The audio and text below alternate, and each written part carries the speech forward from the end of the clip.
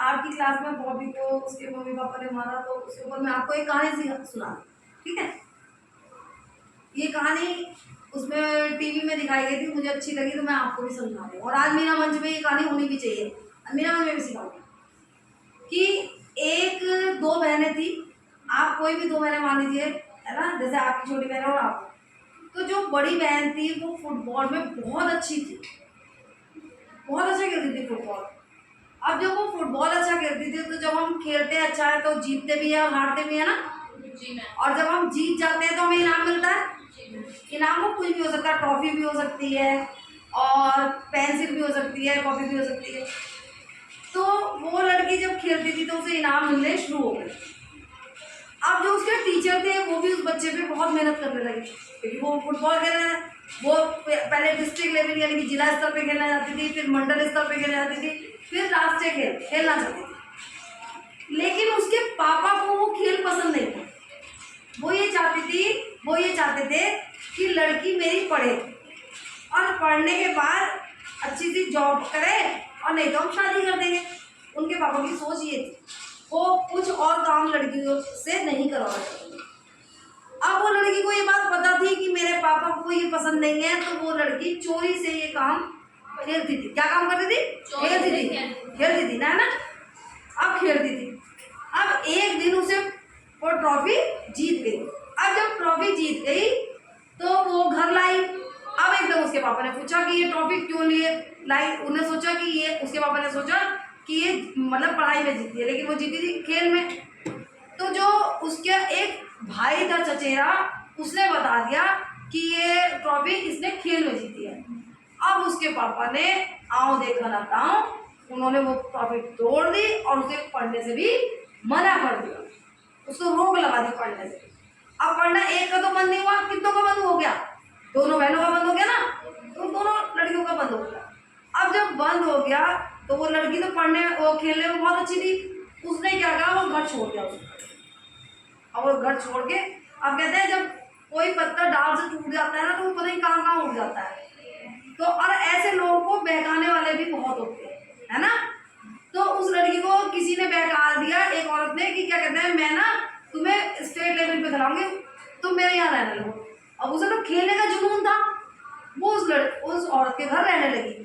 2 दिन तो उस औरत ने अच्छा रखा, लेकिन क्या हुआ, तीसरे दिन उसने उस लड़की को बेचने का प्लान कर दिया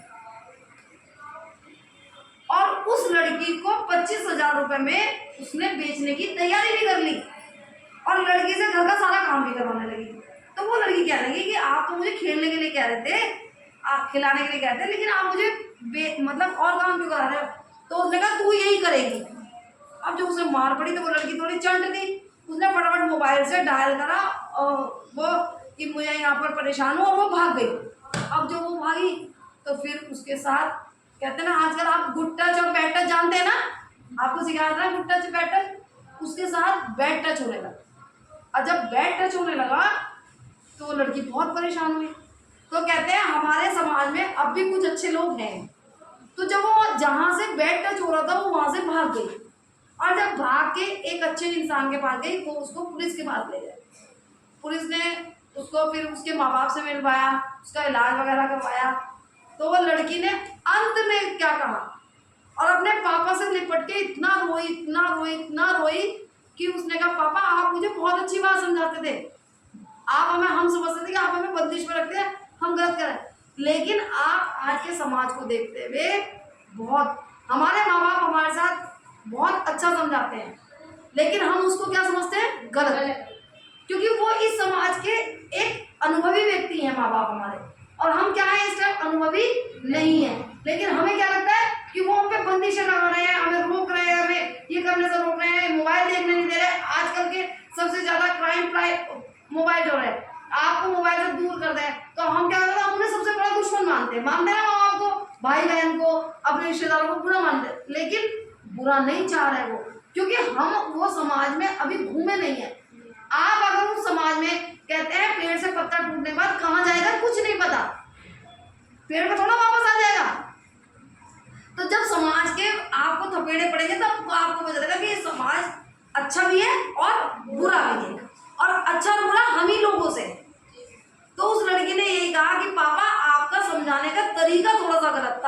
अगर आप मेरा साथ देते तो आज मैं कहाँ हूँ। तो इसमें पापा किसकी सी कमी थी, पापा मम्मी की भी कमी थी, थोड़ी कमी किसकी, लड़की की भी कमी थी, और तीसरी कमी किसकी थी, समाज की कमी थी ना, तीसरी समाज की। तो कमी होती है, हम अपनी बात अपने माँ बाप से करनी चाहिए, कहनी चाहिए। ऐसा नहीं है हमारे माँ बाप हमें समझेंगे नहीं, सबसे ज्यादा सपोर्ट हमें माँ बाप से ही मिलता है।